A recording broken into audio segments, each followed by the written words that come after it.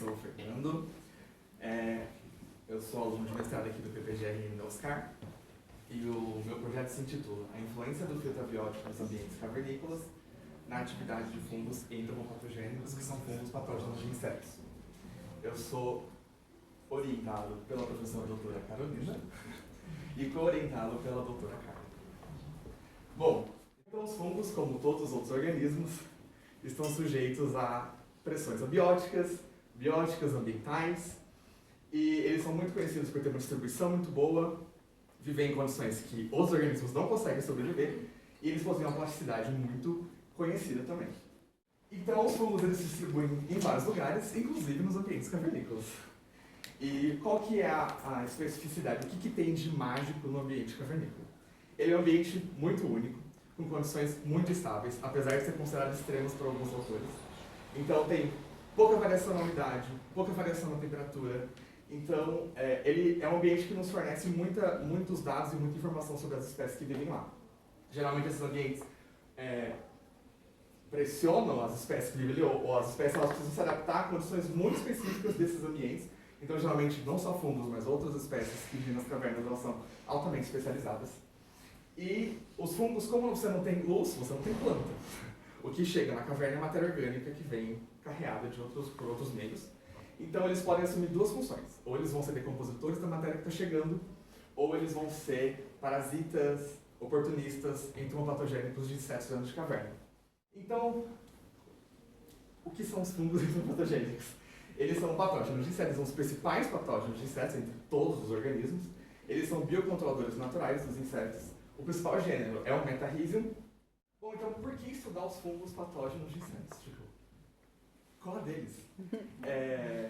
Porque eles são muito conhecidos por serem biocontroladores naturais de insetos, como eu já falei. Só que os estudos são muito voltados para a área biotecnológica e pouco voltados para a área ecológica. E existe uma divergência na literatura sobre o quão importante é o ambiente na hora de você prospectar uma linhagem pensando no biocontrole.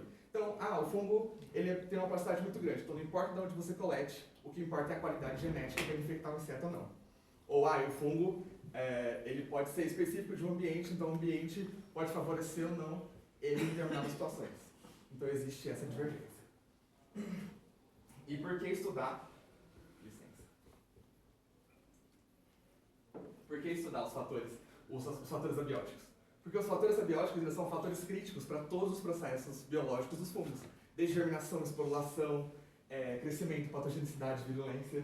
Então, os fatores abióticos nos dão informação sobre os fungos, a gente consegue manipulá-los, prevê-los, como eles vão atuar no ambiente. E por que estudar de ambientes cavernícolas? É um ambiente tão único, tão específico, porque justamente por ele ser tão único, tão específico, tão estável, ele nos fornece a informação de como esses efeitos estão influenciando esses organismos. Além de ter uma biodiversidade muito importante, que os organismos que vivem lá geralmente dependem da estabilidade desses ambientes. Então, a minha primeira hipótese é que ao comparar um fungo que é cavernícola e um fungo que não é cavernícola, o meu fungo cavernícola ele vai ter uma amplitude menor no eixo de temperatura, já que ele seria um especialista térmico, pensando que dentro da caverna você tem pouca oscilação de temperatura. A minha segunda hipótese, ao avaliar o crescimento em fotoperíodo no escuro, eu acredito que o fungo vai crescer mais no escuro, essa é a minha hipótese, justamente por ele estar adaptado às zonas afóticas que têm ausência de luz. E a minha terceira hipótese é que como esses processos biológicos eles são muito dependentes desses fatores abióticos, da estabilidade deles, eu acredito que ao avaliar a virulência desses fungos em insetos hospedeiros, o pico da virulência vai ser nos ótimos ambientais desses organismos de onde eles foram isolados. Meus objetivos então seria comparar a taxa de crescimento médio de Metarrhizium cavernícola e não cavernícola em um gradiente de temperatura, avaliar o efeito da luz no crescimento de Metarrhizium cavernícola e avaliar como a virulência do Metarrhizium em Spodoptera, que é uma larva de Lepidoptera, ele varia em função da temperatura, na ausência e no fotoperíodo. O ambiente de estudo, então, são duas cavernas do Parque do Peter, que fica em Goiás, no Domínio de São Domingos. Já é bem descrita uma diversidade importante de insetos nessas cavernas. As amostras que eu vou utilizar vão ser das cavernas São Bernardo e Terra Ronca 2. A coleta foi feita pelo Dr. Caio, sob a supervisão da doutora Maria Elina. Então, a minha metodologia, eu quero responder as minhas perguntas. Como que eu vou responder as minhas perguntas? Eu preciso isolar o fungo, primeiramente. Eu vou isolar por 2 meios. E aí, depois de isolar, eu vou identificar molecularmente, caracterizar morfologicamente e vou preservar pela técnica chamada Castellani, descrita em 39.